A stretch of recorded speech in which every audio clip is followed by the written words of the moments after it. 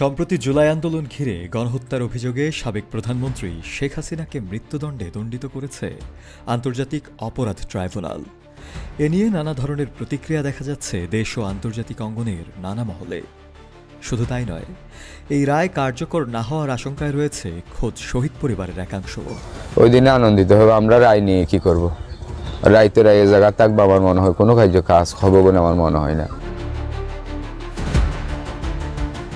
একমাত্র smart city Bashundhara, আধুনিকতায় এক ধাপ এগিয়ে। এদিকে দেশের শীর্ষস্থানীয় সংবাদপত্রগুলো থেকে বিশ্লেষণ করে এক প্রতিবেদন প্রকাশ করেছে আন্তর্জাতিক গণমাধ্যম বিবিসির বাংলা বিভাগ, যার হেডলাইনে বলা হয়েছে দেশে মৃত্যুদণ্ডপ্রাপ্ত কোনো নারীর ফাঁসি কার্যকরের নজির নেই।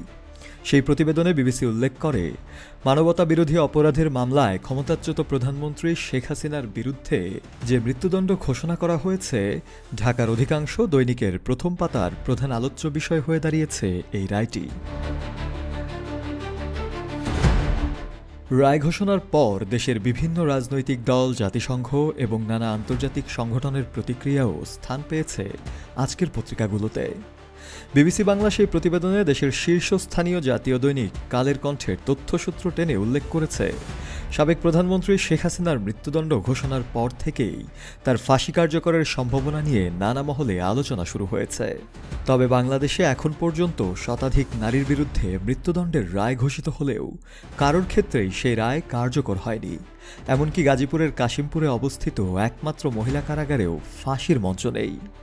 কারা দপ্তরের সূত্রে জানা গিয়েছে, দেশের ইতিহাসে আজ পর্যন্ত কোনো নারী আসামির মৃত্যুদণ্ড কার্যকর হয়নি।